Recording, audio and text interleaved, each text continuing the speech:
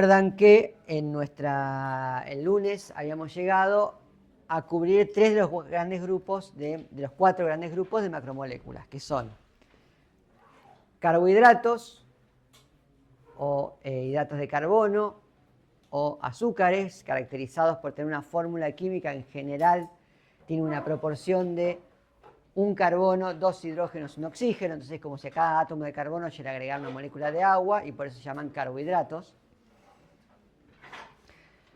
Luego hablamos de los lípidos que los caracterizamos con un gran grupo muy heterogéneo, que en general su factor común es que tienden a ser no polares, es decir, no solubles en agua. Y hablamos de las proteínas. Y las proteínas las definimos como polímeros de aminoácidos, lo cual nos llevó, por supuesto, a definir qué era un aminoácido, como este conjunto, esta familia de moléculas más pequeñas o más grandes, pero que todas se caracterizan por tener un carbono alfa en un extremo, que tienen de sus 4 enlaces, uno tiene un hidrógeno, uno tiene un grupo amino, uno tiene un grupo ácido, carboxilo, y el resto tiene un grupo variable, el grupo R o residual, que es el que va a determinar la propiedad específica de ese aminoácido. Y lo que tienen los aminoácidos es que a través de un enlace que se llama peptídico pueden unirse 2 aminoácidos a través de una reacción en la que se remueve un grupo oxidrilo y un hidrógeno del grupo amino y el carboxilo, y eso hace que queden unidos 2 aminoácidos entre sí, amino a carboxilo. Esta unión lo que permite es que después otro aminoácido se pueda unir en los extremos, también grupo amino-carboxilo, generando una cadena lineal de aminoácidos, donde hay una especie de esqueleto central que va de carbono alfa a través de la secuencia amino-carboxilo, carbono alfa, amino-carboxilo, amino alfa, y que va dejando, digamos, como en un lado todos los grupos residuales que forman el resto del polímero. Esos grupos residuales, dependiendo de qué haya en esos grupos residuales, va a interactuar con distintas partes de esa cadena de aminoácidos, donde, por ejemplo, grupos cargados que tienen polaridades opuestas, es decir, grupos cargados positivos, van a interactuar con grupos cargados negativos y se van a atraer. Grupos que están cargados pero tienen la misma polaridad se van a repeler, entonces van a tratar de terminar lejos de la molécula.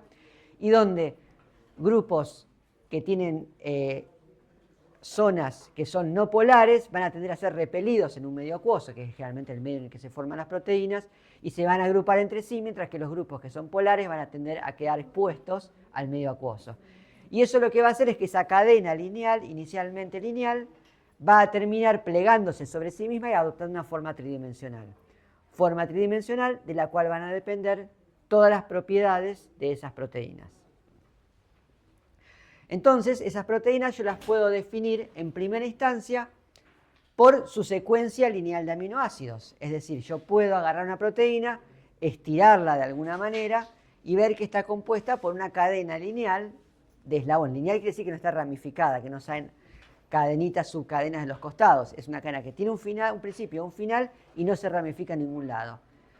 Y eso es útil e importante porque quiere decir que en última instancia yo puedo describir esa proteína simplemente describiendo la composición de aminoácidos en una línea. O sea que yo las puedo, imagínense que si yo a cada aminoácido le asigno un símbolo, una letra, o 3 letras, que son las 2 maneras que se asignan, yo puedo describir en una sola línea de texto toda esa proteína. A partir de ahí empieza el proceso de plegamiento, que la proteína va a hacer a medida que se va formando. Va a formar primero una estructura secundaria, es muy común que formen hélices, que la proteína se pliegue formando hélices, o que también se pliegue y se enganche formando láminas. Y a su vez, distintas partes de esas hélices, esas láminas, van a interactuar entre sí, van a conformar lo que se llama la estructura tercera, que es básicamente la forma en 3D de esa cadena de aminoácidos. Es muy común que distintas cadenas de aminoácidos, que pueden ser iguales si tienen la misma composición o distintas, se asocien entre sí formando conjuntos que se llaman, son conjuntos poliméricos que van a formar distintas partes van a formar al final una proteína que va a tener la función final. Y el ejemplo que vimos fue la hemoglobina, que es una proteína que tiene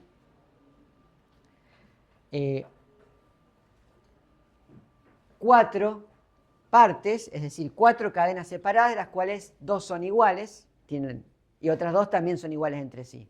Entonces tenemos la alfa-globina y la beta-globina, que están repetidas, o sea, cada una está repetida una vez y forman un conjunto de 4 moléculas de proteína que se ensamblan en la hemoglobina. Otro ejemplo que también vimos es el colágeno, que es una proteína fibrosa, que es el resultado del colágeno en sí. Cada cadena polipeptídica forma una hélice y a su vez esas hélices es como que se van trenzando, formando la proteína de colágeno funcional. Hay distintos tipos de colágenos, pero que es una proteína que es alargada y fibrosa y que su función está asociada justamente a dar sostén a un montón de estructuras extracelulares en organismos pluricelulares. En los animales es muy importante el colágeno como una de las principales proteínas estructurales que hacen que tengamos cierto nivel de estructura y propiedades físicas que nos dan un cierto nivel de solidez y que no seamos simplemente un grumo gelatinoso intentando moverse por el mundo. ¿Puede haber en la síntesis como variabilidad o alguna anomalía a nivel estructural en la secuencia que no condicione la actividad? Sí, pueden pasar varias cosas. Por un lado puede pasar que haya un cambio y que en algún lugar de esa secuencia haya un aminoácido distinto. ¿Eso va a generar algún cambio? La respuesta es depende. Depende de qué es lo que cambió. Si se cambió o se sustituyó un aminoácido por otro que es más o menos similar químicamente, con las mismas propiedades, la misma polaridad, el mismo tamaño, es muy probable que la proteína final no sea diferente. Ahora, si donde tenía que haber un aminoácido hidrofóbico aparece un aminoácido hidrofílico, ese pedazo de partícula de proteína, en vez de tender a asociarse con los otros que son hidrofóbicos, va a tender a estar hacia afuera y eso ya va a cambiar la forma de la proteína. También, como vamos a ver, no todos los aminoácidos juegan el mismo rol. Hay aminoácidos que simplemente están como de relleno, completando la estructura de la proteína, y hay aminoácidos que están cumpliendo funciones vitales para esa proteína. Por ejemplo, cuando vemos enzimas, vamos a ver que las enzimas son proteínas grandes, pero que tienen una parte de esa proteína donde se hace el trabajo fuerte, que es la conexión a los químicos con los que tiene que ayudar a reaccionar. Eso, por supuesto, está mediado por ciertos aminoácidos que caen en esa zona específica. Si uno de esos aminoácidos cambia, es muy probable que la función de esa enzima cambie. Entonces, ¿Puede pasar que si las codifica el mismo genoma, una de cada 10 ponele salga así medio falluta? puede pasar. Es raro, pero puede pasar. Y en unas clases vamos a ver bien por qué puede pasar eso. También puede pasar que la proteína, que la secuencia sea la correcta, pero el entorno en el que se está formando la proteína sea distinto al que tiene que ser, ¿sí? O sea, que la proteína no es solamente esa secuencia, si bien determina cómo se puede plegar, recuerden que el medio en que se pliega también es importante. Es decir, piensen que estas interacciones son distintas, estas interacciones electrostáticas son distintas dependiendo de qué hay en el medio. No es lo mismo tener, por ejemplo, un medio con un montón de protones, es decir, partículas medio ácido, donde hay un montón de protones con carga positiva que se pueden enganchar libremente a las cargas negativas de los aminoácidos y por ahí neutralizar la capacidad de interactuar con otros aminoácidos positivos. En un medio que tiene muy pocos protones, un medio básico, alcalino, es al revés. Por ahí hay un exceso de cargas negativas que interactúan con los aminoácidos que tienen carga positiva y evitan de vuelta que esos interactúen con otros aminoácidos. Entonces la proteína que en condiciones normales, adecuadas, de un pH neutro, se hubiesen plegado de un modo en que esas partes, esas cargas se hubiesen enganchado y hubiesen generado fuerzas para plegar la proteína de cierta manera, en un medio muy ácido o en un medio muy alcalino no se van a plegar correctamente. Entonces, si bien es cierto que en el fondo la estructura, digamos, la secuencia de aminoácidos, la estructura primaria de la proteína determina sus propiedades, también es cierto que para que pueda alcanzar esas propiedades depende de que pueda alcanzar la forma correcta y desplegarse del modo correcto, formándose en un medio químico, en un entorno adecuado a esa proteína. ¿Y qué significa adecuado? Por supuesto va a variar, ¿sí? Lo mismo pasa con la temperatura.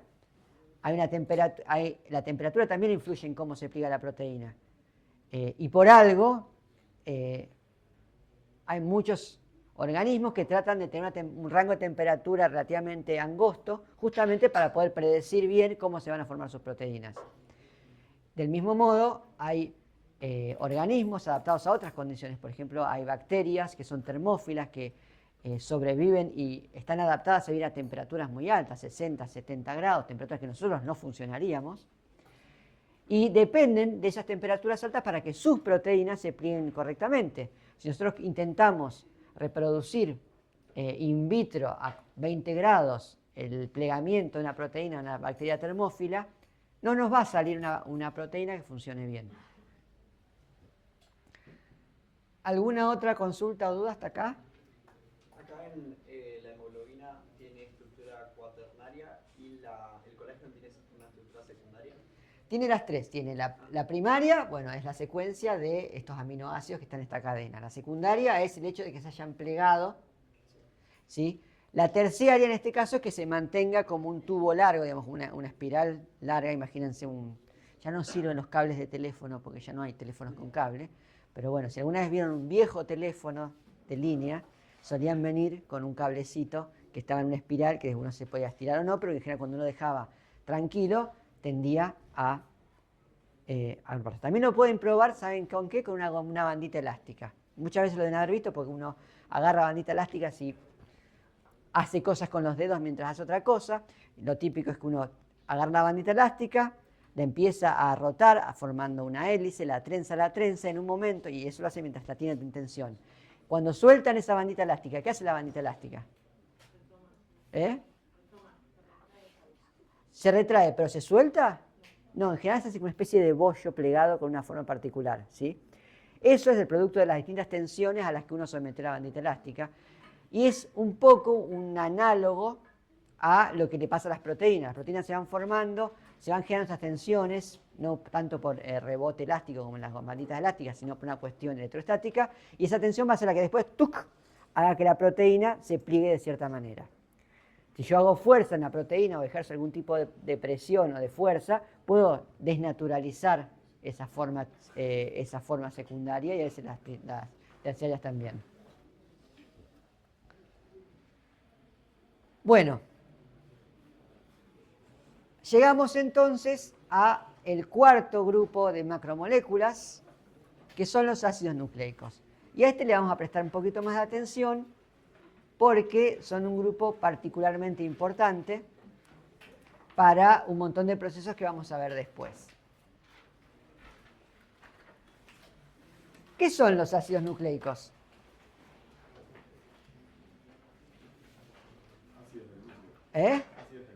Muy bien. Ese fue el término que los describió por primera vez.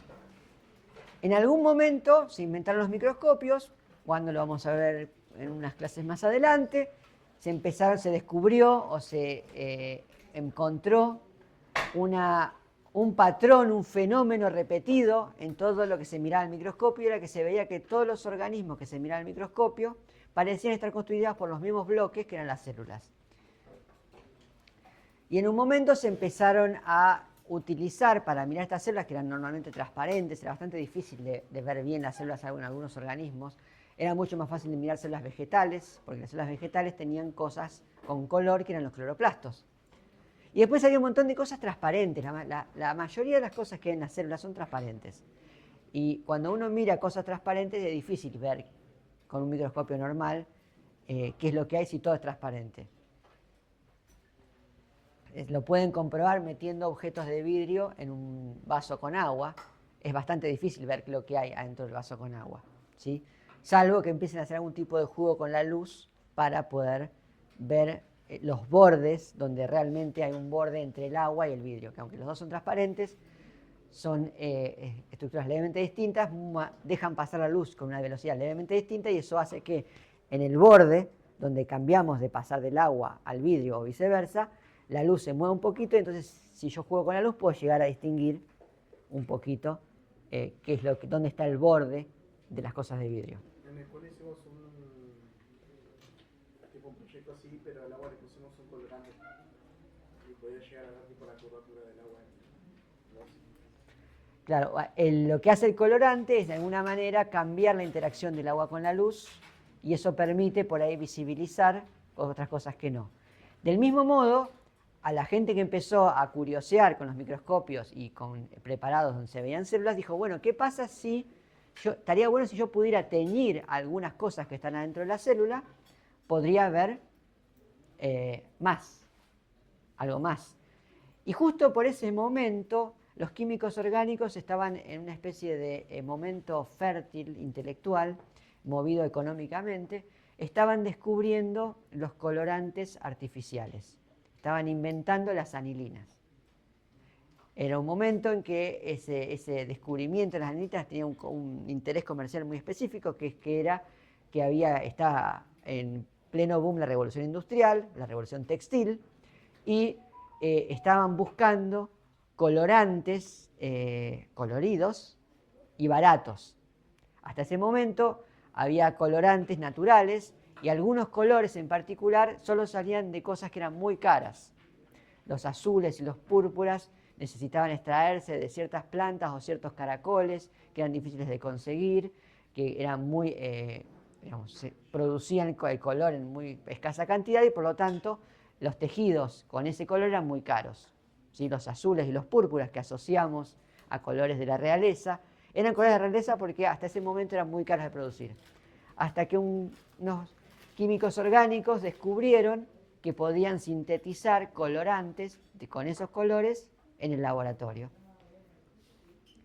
Y como empezaron a estar disponibles esos colores, alguien dijo, probemos qué pasa si yo lo pongo en un preparado biológico, y descubrieron que distintos colorantes empezaban a mostrar cosas adentro de esas células. Una de esas cosas que descubrieron era que todas las células parecían tener una pelota adentro que se teñía con algunos colorantes que eran de naturaleza química alcalina. Y por lo tanto, eso quería decir que estaban teñiendo cosas que eran de naturaleza ácida.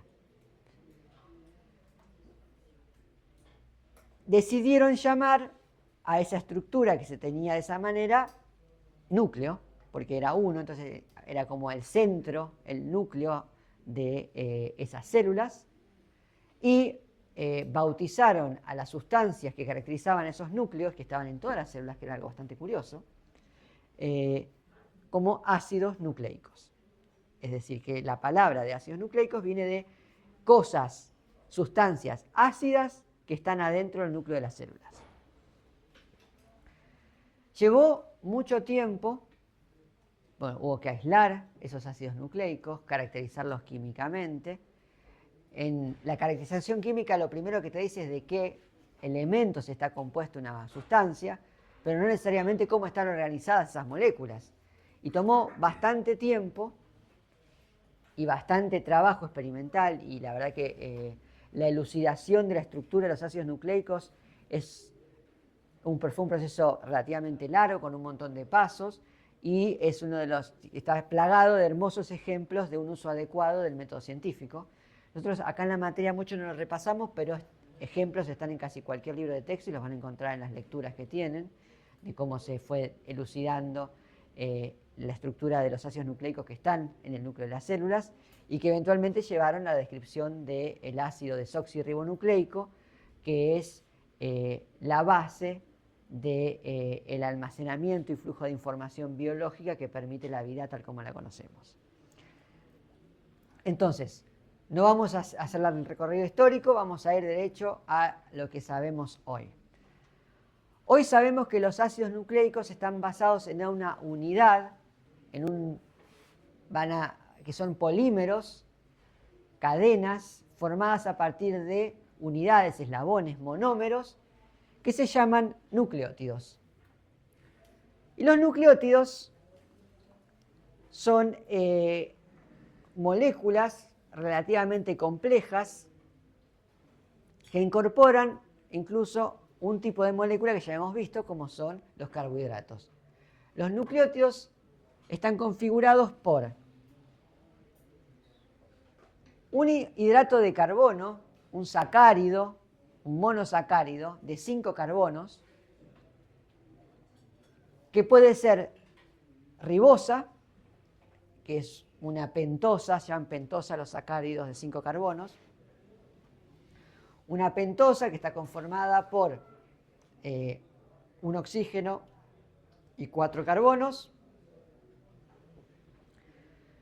que se llama ribosa, o una variante de la ribosa que se llama desoxirribosa. La desoxirribosa es como en la ribosa si yo a la ribosa le hubiese sacado un oxígeno.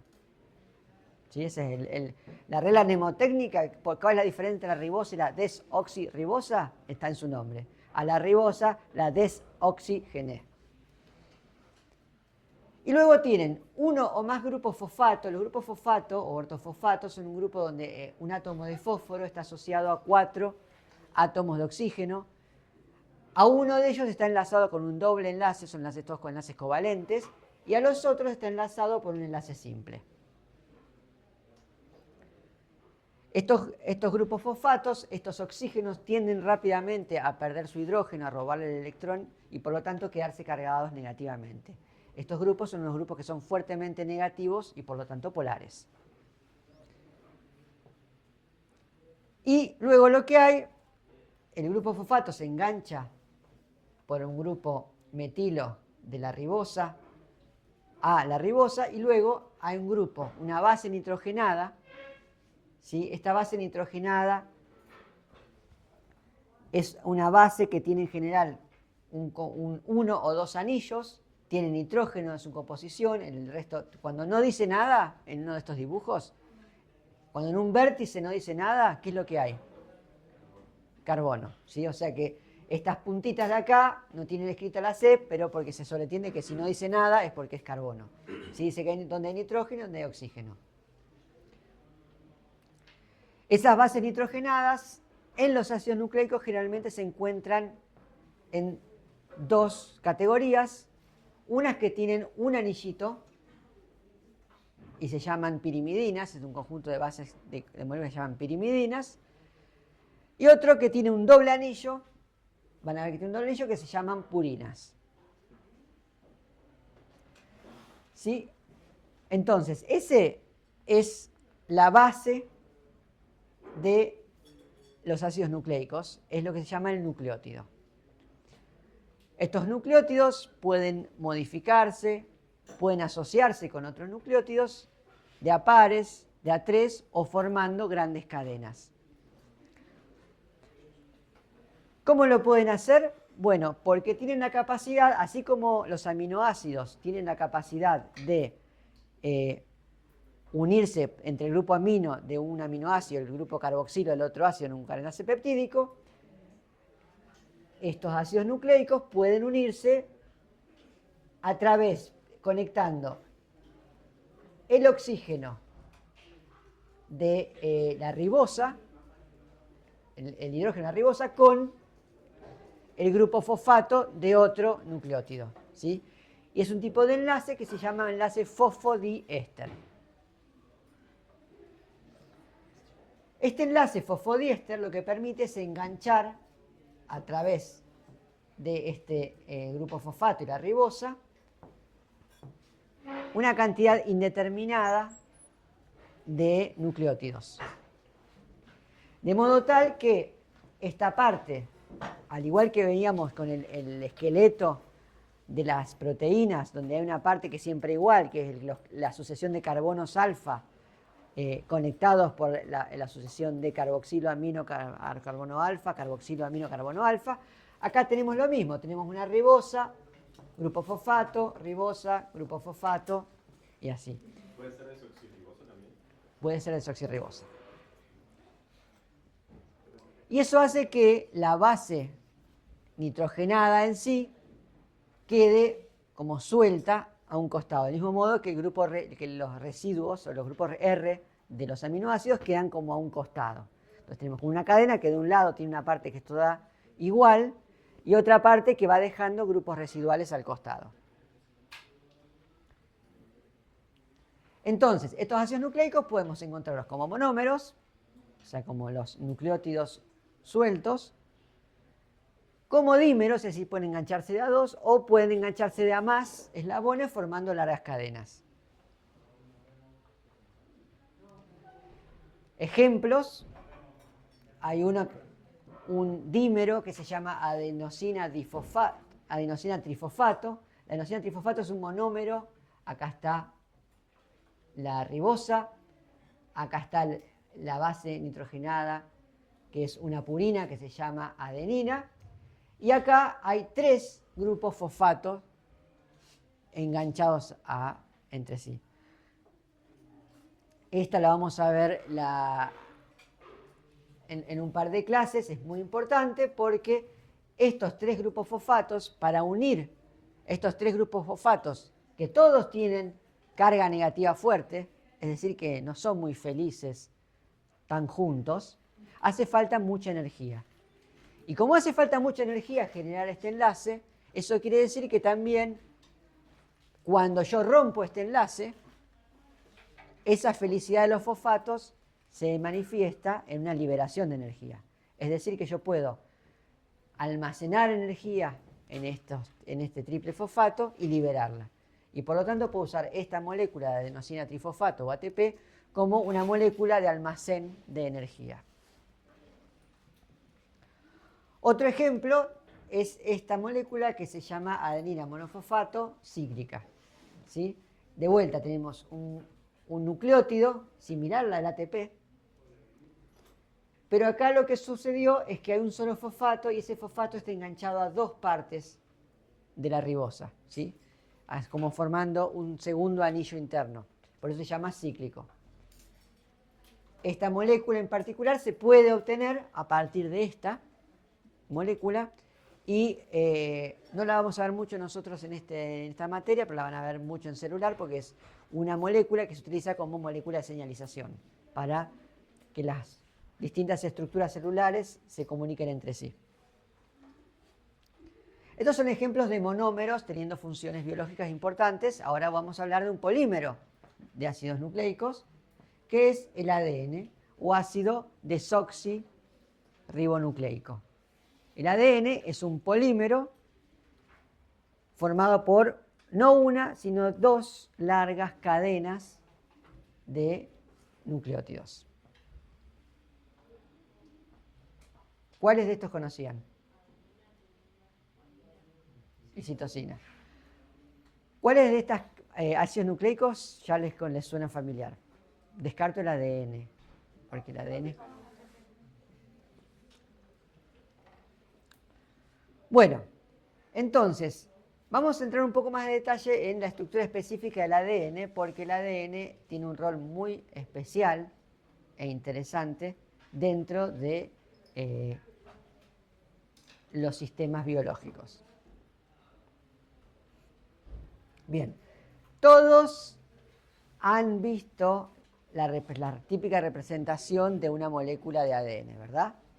Es la doble cadena, símil a una escalera en caracol, con palitos de distintos colores, más o menos estilizada, presente en infinitos logos y gráficas de cosas que representan una visión o que quieren vender una visión más o menos moderna, algunas relacionadas realmente con el ADN, otras que no tienen absolutamente nada que ver, muchas no tienen nada que ver con la ciencia, lo verán en muchos logos de cosméticos, productos de belleza, tratamientos, curas milagrosas,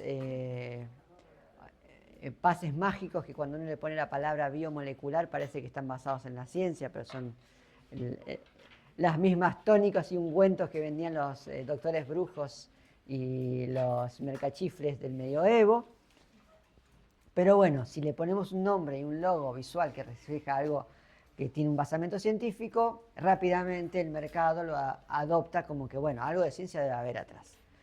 Una de sus casi obligaciones morales como personas con formación en biología, terminen o no la carrera, tengan o no el título, se dediquen o no a eso, es aprovechar que van a estar adquiriendo conocimientos basados en conocimiento científico para ser un poquito críticos a la hora de evaluar cuando algo que les muestran con un logo de una doble hélice realmente tiene un fundamento científico o no. Esto que voy a decir ahora es fundamental. ¿Por qué es importante? Va a volverse obvio cuando hablemos de cómo la información biológica se transmite y se ejecuta. Esto lo digo siempre. Este tema es particularmente importante. No importa si hoy no lo entienden hoy, pero tienen que tenerlo entendido para cuando terminemos la cursada. Tienen que haberlo entendido para poder promocionar, tienen que entenderlo para dar el final. ¿Sí?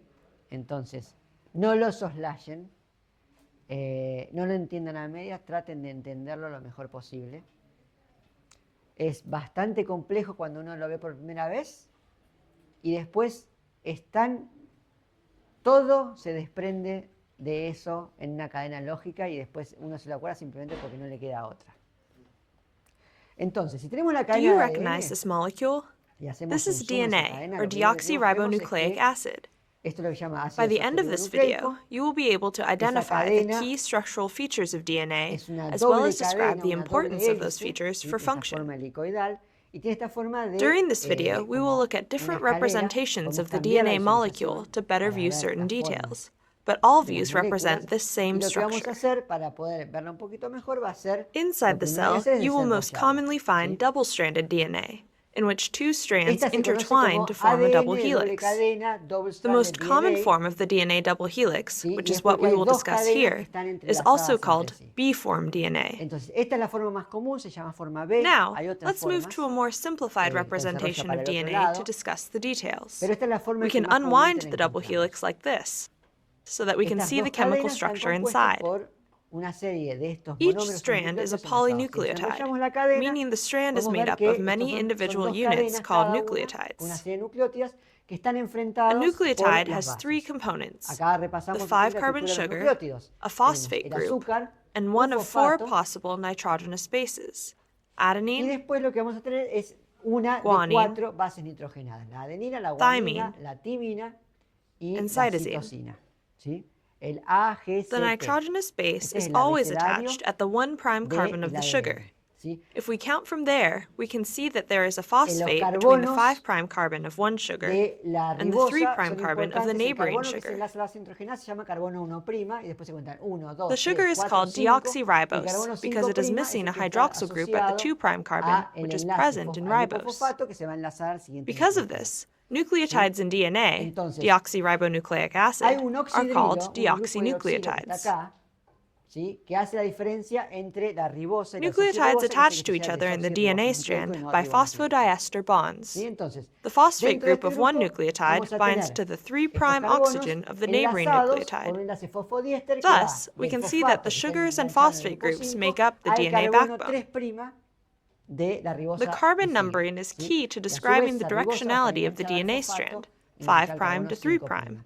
Y eso quiere decir que el ADN tiene una direccionalidad que es 5' Looking within the a sugars, 3'. there is an intrinsic orientation En una difference cadena. between the two La strands. cadena de enfrente On the top strand, you can see that the 5' está al carbon of revés. each sugar is on Es the decir left, que and the si 3' tenemos una carbon is on the direccionalidad que dice right. que 5', 3', The opposite is true esta for the cadena está bottom armada de modo strand. tal que esto va de 3' Reading left a to 5'. right, that makes the Es top decir, si strand nosotros pensamos que hay orientation una flecha que va 5' de to 5' 3', a 3', and the bottom para strand allá, la orientation otra 3' cadena to va en 5'. el sentido opuesto. Es These strands are paralela, also pero van en sometimes called sentidos Watson opuestos. and Crick. Y esa disposición se dice que son cadenas antiparalelas. Keep in mind that this double-stranded DNA is still a double helix, Bueno, and we have esas cadenas simplified the antiparalelas son representation las que by se van a flattening enrollar and entre sí unwinding the en una helix here hélice. to better see the atomic Estas structure. cadenas van a acomodarse Although the por las nucleotides bases, come together ¿sí? through covalent Y bonds in the ahora esperen backbone, porque voy a the two DNA poner una strands pausa para interact. decir una cosa importante que es lo siguiente. Fíjense que estas bases están enfrentadas y que hay una regularidad. ¿Cuál es?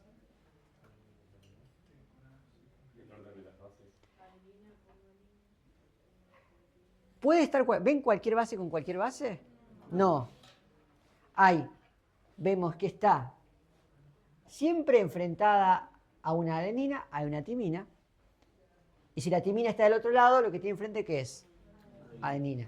Y con la citosina, vemos que hay una guanina, y cuando hay, bueno, acá una guanina, lo que hay es una citosina. Es decir, que hay una regularidad, esto lo vamos a ver a lo largo de toda la cadena de ADN, que es que siempre se aparean, es decir, se enfrentan las mismas bases. O sea, Citosina y guanina evidentemente no son iguales, no son la misma base, ¿sí? Pero sí, si yo tengo de un lado de la cadena una guanina, yo sé que necesariamente del otro lado tengo que tener una única opción, que ¿cuál es? La citosina.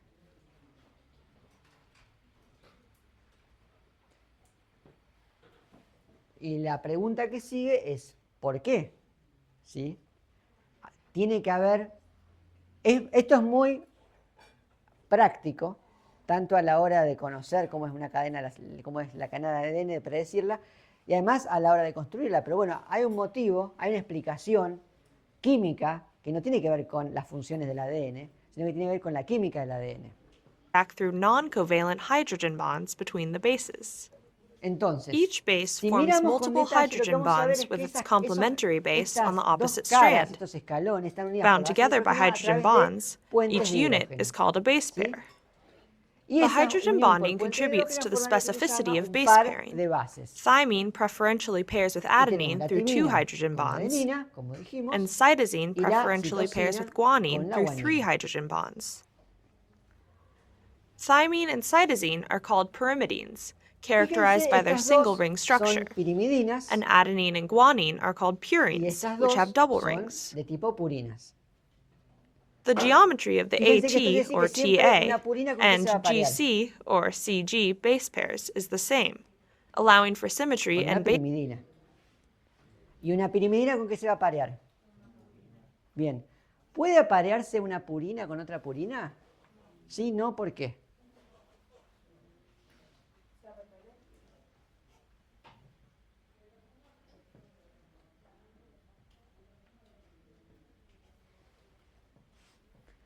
Bueno, la respuesta es sí, pueden. Ahora, si yo tomo una purina, recuerden, la purina tiene un doble anillo, y la apareo con una pirimidina, ¿sí? La distancia que me va a quedar entre estas dos esqueletos, digamos, entre las dos esqueletos de ribosa fosfato de cada una de las cadenas, ¿va a ser mayor o menor? Va a ser mayor. Ya, vamos a... Si lo dibujamos acá, yo voy a tener, tengo una cadena acá, tac, y tengo, por ejemplo, acá una purina, que es más grande. Pongamos que tengo acá una base con una pirimidina. Yo acá tengo otra purina. Y ahora lo apareo con otra purina. Y ahora, bueno, si me pongo así, también puedo agarrar y aparear una pirimidina con otra pirimidina, ¿verdad? Entonces yo tengo ahora una pirimidina, que son más cortitas, la apareo con otra pirimidina. Fíjense que entonces el esqueleto tiene que adaptarse porque acá es muy ancho y acá es muy angosto. ¿Sí? En realidad esto es ya todavía más arriba. ¿Sí? Es decir que para que la hélice esté siempre estos dos paralelos y a la misma distancia, la única opción que tengo es que todas las pares de base siempre combinen una de un anillo con una de dos anillos. Ok, ahora, si yo tomo, por ejemplo, la citosina que tiene un anillo, ¿cuántas purinas hay para aparear con la citosina? Dos, ¿sí? Porque tengo la guanina y la adenina, las dos tienen espacialmente, las dos podrían estar allí. O sea que no terminé de explicar por qué es solo, si yo tengo citosina, solo se aparea con guanina y no se aparea con adenina.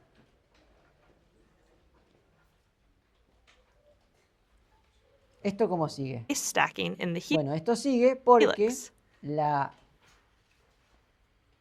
This mostly has to do with the distance between the backbones esto es and lo the que tiene que angles ver to con el which the tema de la base is distancia, attached to the ¿sí? backbone. Esto permite que la distancia Other siempre base sea la pairs, misma, like y GT que for esta cadena sea example, pareja. Y do lo not otro have the tiene que same ver con geometry, cannot form el strong hecho hydrogen de bonds, que and disturb the helix. para poder formar los puentes The double helix de structure of hidrógeno, DNA is las highly distintas bases regular. tienen distinta Each capacidad. turn of the helix measures approximately 10 base Voy a ver un pairs. toquecito más atrás. Para Other que vean una base cosa. pairs, like Fíjense que entre timina y adenina se pueden formar dos puentes de hidrógeno, mientras que entre citosina y guanina se pueden formar tres puentes de hidrógeno.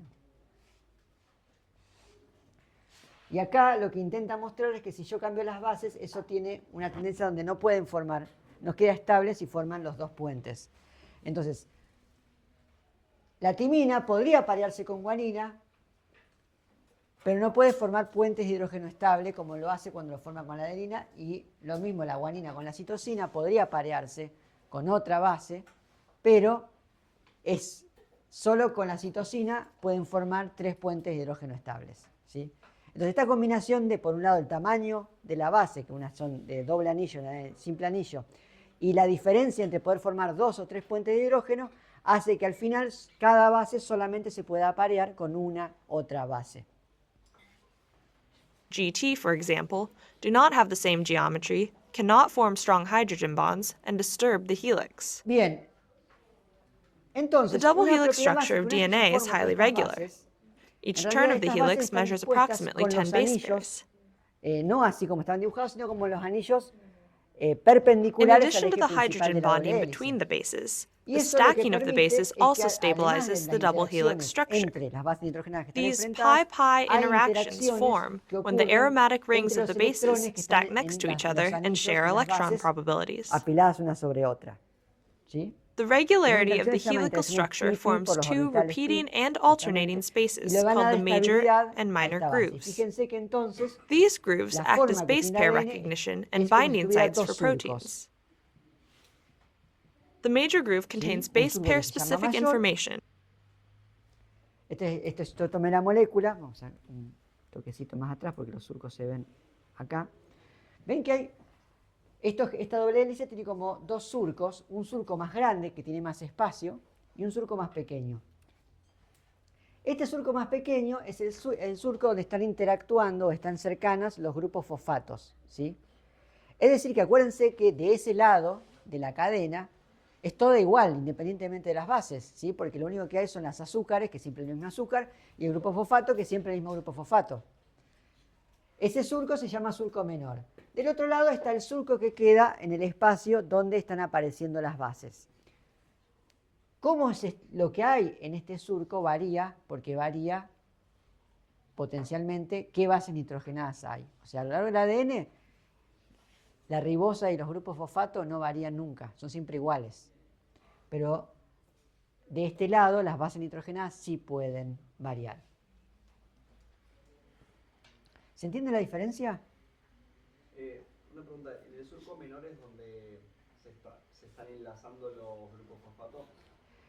A lo largo del surco menor, los grupos fosfato están enlazándose acá. Fíjate que en realidad serían las paredes del surco menor, ¿sí?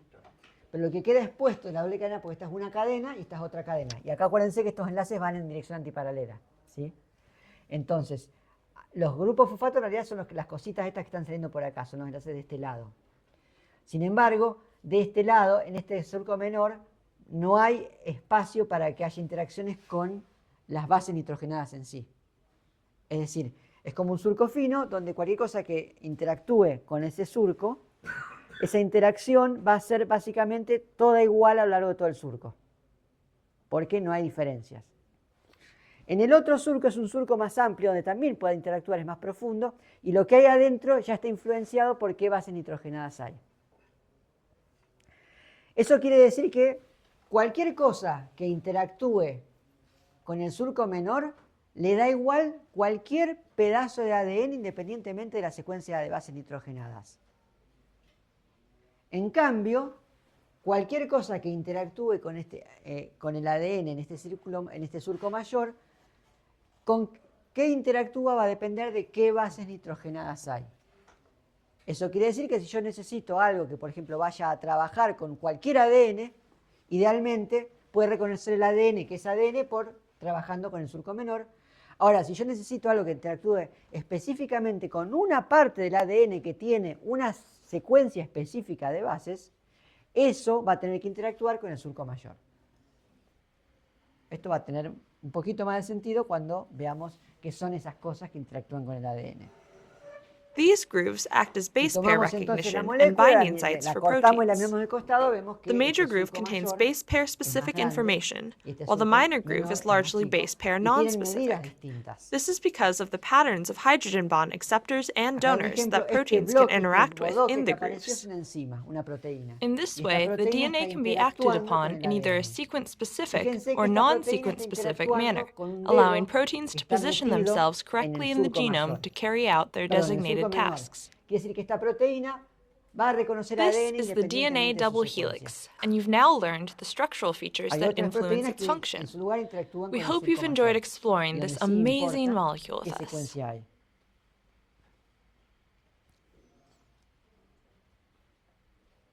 ¿Está? Esto tienen que sentarse, leerlo del libro. Hay distintos niveles de lectura.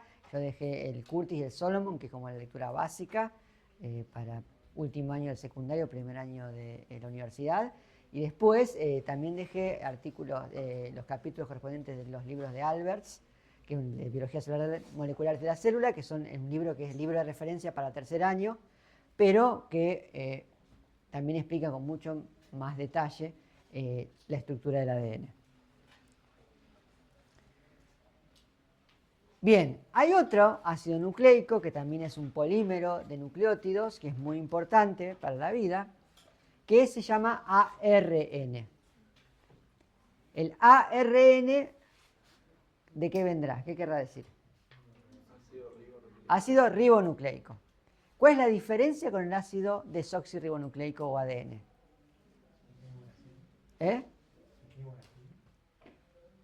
Solo del nombre.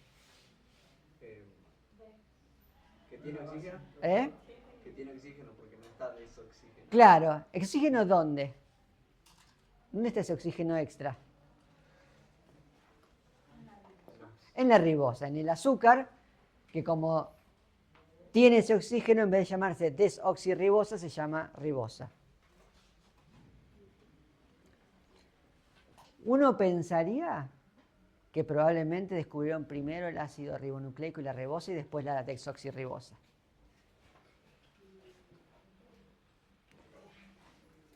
El ácido ribonucleico, entonces, solo difiere del ácido desoxirribonucleico, que en vez de usar desoxirribosa, usa ribosa en sus monómeros, en sus nucleótidos.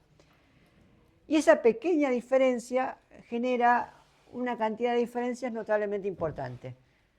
La primera es que en general, cuando forma sus polímeros, el ácido ribonucleico tiende a formar cadenas simples, no cadenas dobles como el ADN.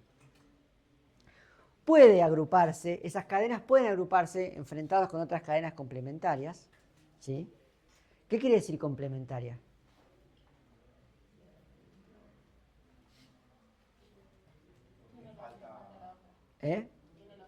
Tiene lo que le falta a la otra. La definición de complementario es aquello que tiene lo que le falta a algo de referencia. Yo tengo una cadena, hay otra cadena complementaria. ¿En qué sentido es complementaria la cadena?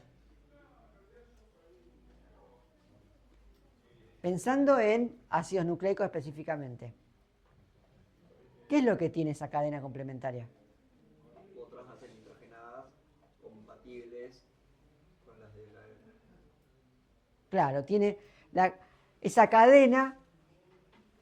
Recuerden que cada cadena tiene un sentido, 3', 5', con lo cual esa cadena tiene que tener la secuencia de bases tal que si yo la doy vuelta y la enfrento en la disposición antiparalela, cada una de las posiciones de las bases tiene la base que es específicamente complementaria. Es decir, cada C tiene ¿qué? Y cada A, ¿qué tiene? Una T, y cada G, ¿qué tiene? Una C. ¿Sí? Bien. En el caso del ARN, si encuentra una cadena complementaria, puede unirse. Sin embargo, a diferencia del ADN, esa unión es mucho menos estable. Otra diferencia es que en general, en lugar de usar timina como pirimidina utiliza otra base nitrogenada que se llama uracilo, ¿sí? Entonces, en general, cuando yo veo ADN y la describo, al igual que las proteínas, yo puedo describir una cadena de ADN simplemente por lo único que varía, que es la secuencia de bases nitrogenadas que tiene. Es decir, que yo lo puedo describir cualquier secuencia de ADN con una hilera de una combinación de 4 letras, C, G, A y T. Con el ARN pasa lo mismo, con la diferencia de que yo tengo que reemplazar la T por una U de uracilo. ¿Por qué? Bueno, el grupo oxidrilo de la ribosa hace que sea más fácil que la ribosa sea degradada por una reacción en la cual incorpora agua. ¿Se acuerdan cuando hablamos de la hidrólisis? Que es una reacción en la que se incorpora agua y esa incorporación divide un protón de un grupo oxidrilo y deja 2 moléculas por separado. Bueno, eso es la hidrólisis. Eso le puede pasar al oxidrilo de la ribosa y por lo tanto eso hace que la ribosa del ARN pueda reaccionar más fácilmente y degradarse. Y eso quiere decir que la molécula en su conjunto de ARN tiende a ser menos estable porque se puede degradar más fácilmente que el ADN que no tiene ese grupo oxidrilo en su desoxirribosa. Y lo otro es que el ARN incorpora uracilo en lugar de la timina, que es lo que ya dije, y esto hace que este uracilo es más flexible, y eso quiere decir que puede formar más enlaces de hidrógeno, o sea, más puentes de hidrógeno con la adenina. Esta pequeña diferencia hace que ya no sea tan necesario para obtener estabilidad agruparse en doble cadena. Es mucho más fácil que el ARN directamente se pliegue sobre sí mismo y haga con partes complementarias y forme como tramos de doble cadena dentro de la misma molécula, cosa que para el ADN suele serle más difícil, ¿sí? Es decir, que por un lado, esta diferencia, la presencia de uracilo, le dificulta asociarse en doble cadena y además genera estas interacciones internas que dan lugar a lo que se llama la estructura secundaria. Es decir, por ejemplo, acá hay un ejemplo de una molécula de ARN que fíjense que tiene tramos de la molécula donde la secuencia es complementaria. Es decir, si yo tomo esos 2 tramos que están separados en la secuencia original, son complementarios, ¿sí? También se habla de secuencias palindrómicas, secuencias que leídas así son igual que el complementario reverso de leerlas así. Y eso hace que haga que la molécula se pliegue sobre sí misma. Y le da estructura secundaria, como las que tenían las proteínas. Esto, por un lado, dificulta que el ARN forme dobles cadenas con otra cadena completa antiparalela, como hace el ADN. Pero por otro lado, le da justamente la posibilidad de formar estructura secundaria, es decir, de tener una forma, y al tener una forma puede cumplir funciones. Es decir, que el ARN puede y a menudo funciona de la misma manera que funcionan algunas proteínas, a través de su estructura secundaria. Es decir, tiene una forma que puede hacer cosas, ¿sí? Por ejemplo, esto que está acá, que es un dibujo donde está dibujado para mostrar básicamente cuál es la secuencia y dónde esa secuencia forma zonas complementarias. Cuando esto se forma y se pliega, obtiene una estructura secundaria que en realidad se ve algo así como esto, ¿sí? Estos dos son 2 tipos de ARN que se llaman ARN transferencia y son ARN que vamos a ver más adelante que son fundamentales a la hora de sintetizar nuevas cadenas de proteínas, ¿sí? Y estos ARN en particular funcionan porque acá hay 3 bases particulares que son distintas entre los distintos ARNs, mientras que esta zona de acá, que es la zona de acá, va a ser afín a un aminoácido. Volveremos a eso más adelante. Había 2 tipos de ARN, ¿no? El transferencial y el mensajero. Hay más. Está el ARN mensajero, o ARNM o mRNA, el ARN mensajero es un ARN de cadena simple que se forma de modo transiente o temporario para transmitir mensajes en el mecanismo que va a llevar la información que está guardada en el ADN y hacer proteínas. Hay otro tipo de ARN que se llama ARN ribosomal. Este es un ejemplo del ARN utilizando esa capacidad de plegarse sobre sí mismo y tener estructura secundaria. Ese ARN ribosomal es ARN que va a plegarse sobre sí mismo, asociarse a proteínas y formar conjuntos macromoleculares bastante grandes en donde va a tener lugar el proceso por el cual se fabrican las proteínas. Otro tipo de ARN, un tercer tipo, también involucrado en este proceso de fabricación de proteínas, es el que vimos recién, el ARN de transferencia, o tARN, ARNT o tRNA. Pero además hay otros ARNs, un conjunto grande y bastante heterogéneo de ARN, que son también ARNs que gracias a su estructura secundaria pueden funcionar para acelerar reacciones químicas, que se llama en general ARN catalítico, donde catalítico quiere decir simplemente que altera la velocidad de las reacciones químicas. Y además hay ADNs que son reguladores. ¿Reguladores de qué? Bueno, reguladores, en cierto modo, de la formación de otros ARNs y, por tanto, de la formación de, o no, de las proteínas que están involucradas, las proteínas en las que están involucradas esos ARNs específicos, ¿sí? Hay una gran variedad, hay unos que se llaman microARNs, hay unos que se llaman ARNs de interferencia pequeña, los MIRNs, los Small Interference RNAs, ARNs interactuantes con PIWIs o piRNAs o piRNAs.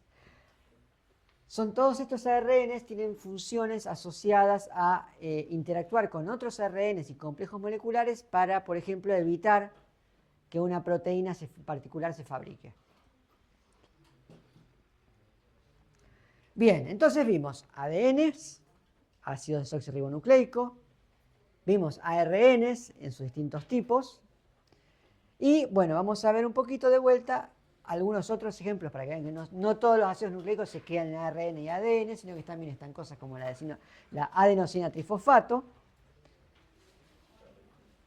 que tiene estos grupos fosfatos de alta energía que les mencionaba antes, y que si bien el más común es en la que tiene la variante que tiene adenina, también existen con guanina, con citosina y con uracilo.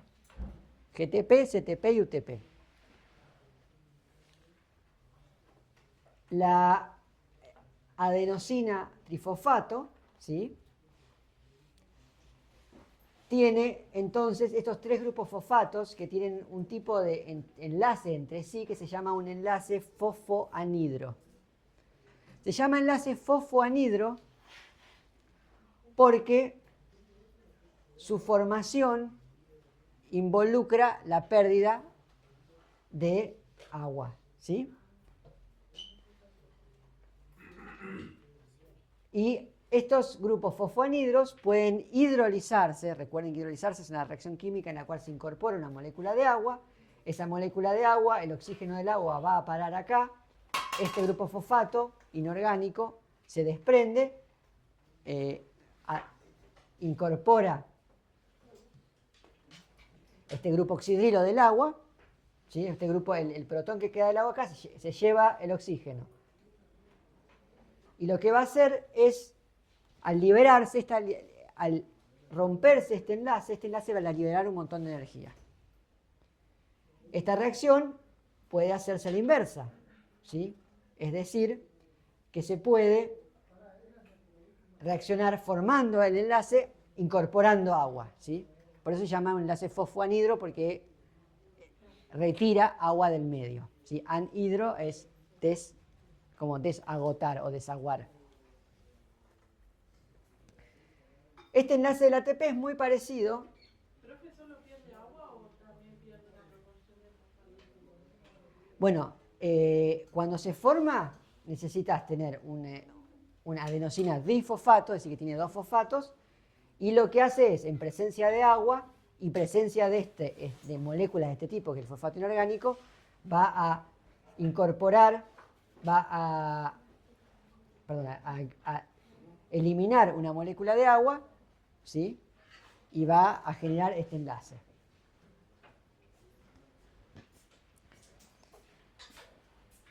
Además del ATP, con sus conocidos CTP, GTP y demás, está la nicotina adenina dihidrógeno o dinucleótido, con sus variantes, que es otra molécula también que tiene enlaces de alta energía.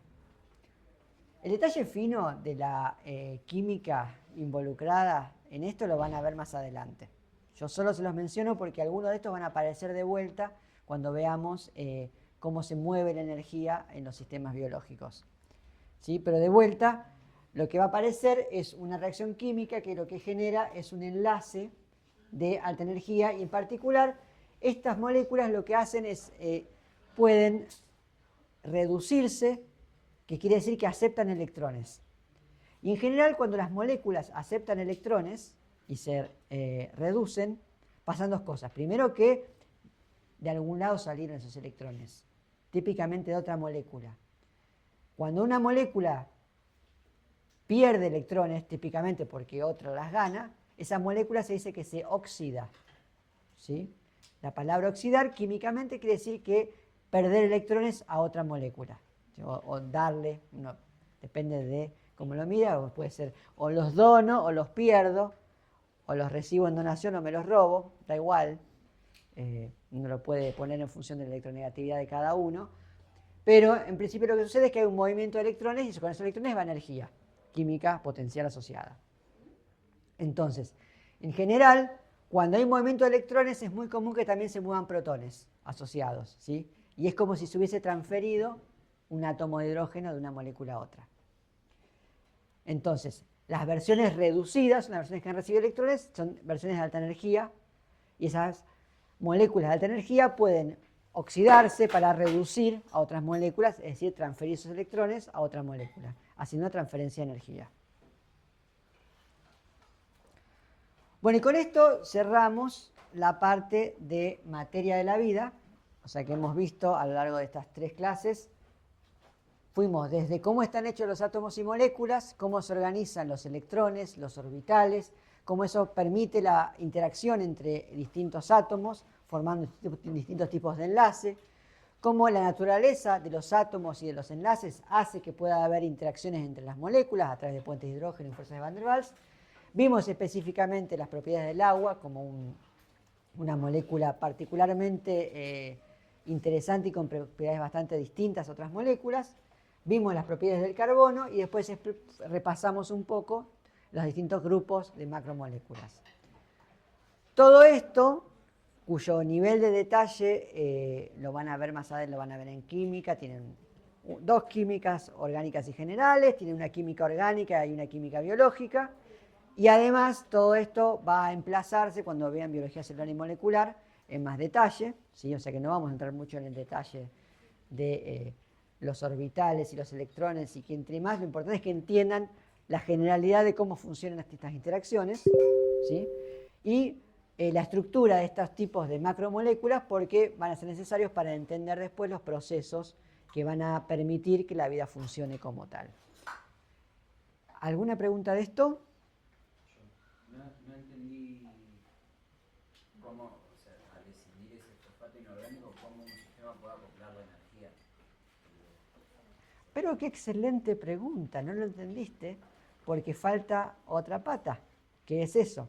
Si yo libero energía... Pero la liberás al medio, pero ¿cómo haces para usarla?